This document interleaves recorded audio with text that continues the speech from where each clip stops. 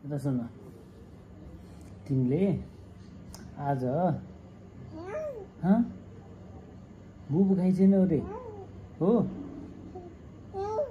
हो मैले त्यही कुरो सुने तिमीले आज सुन बुबु खाइ छैनौ रे हो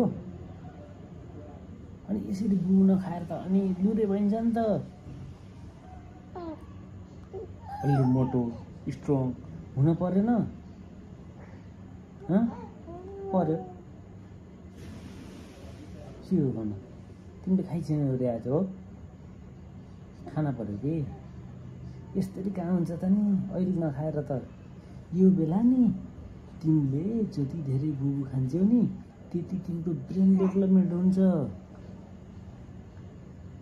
बुझ्यौ अब यो 1 वर्षमा नि तिम्रो ब्रेन डेभलपमेन्ट थाहा छ 25% हुन्छ हो कि त्यसै खुवाउन खोज्या हो त हामीले कर गरेर कारण छ नि त हो कि हो 25% ब्रेन डेभलपमेन्ट हुन्छ जन्मेपछि 1 वर्षमा बुझ्यौ हो अनि त्यो ब्रेन डेभलपमेन्ट राम्रो भयो भने नि अनि तिमी त पछि ट्यालेन्ट बन्छौ हो कि अनि त्यसपछि ट्यालेन्ट बनेपछि के हुन्छ राम्रोसँग पढ्छु राम्रोसँग पढेपछि के हुन्छ अनि चाहिँ ठुलो मान्छे बनिन्छ ठुलो भने के हो इमानदार राम्रो सक्षम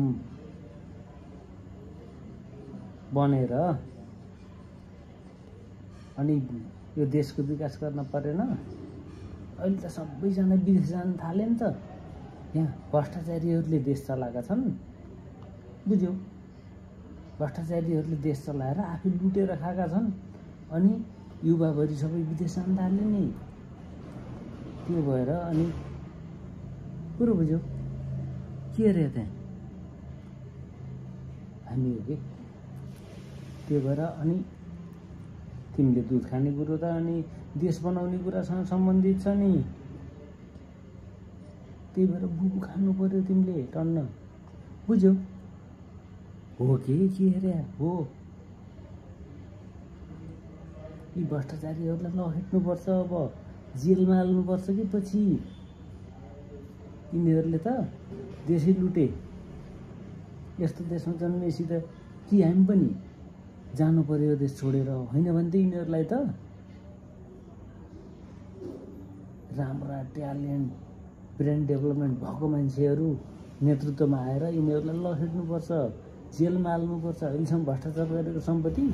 कब्जा गर्नुपर्छ अनि मात्र यो देश बन्छ अनि तिमी जस्ता बच्चा बच्चीको चाहिँ बल्ल भविष्य हुन्छ नि त अरूको पनि बुझ्यौ बुझ्यौ कि नै बुझ्यौ कि नै त भन त हो कि अब त्यो भएर तिमीले त बुबु खानु पर्यो नि त त्यसको लागि त ल बुझ्यौ त्यसको लागि त तिमीले बुबु खानु पर्यो नि त हो कि नै भन हो कि नै भन त यता हेर त बुबु खानु पर्यो कि तिमीले त्यसको लागि त ल हुन्छ भन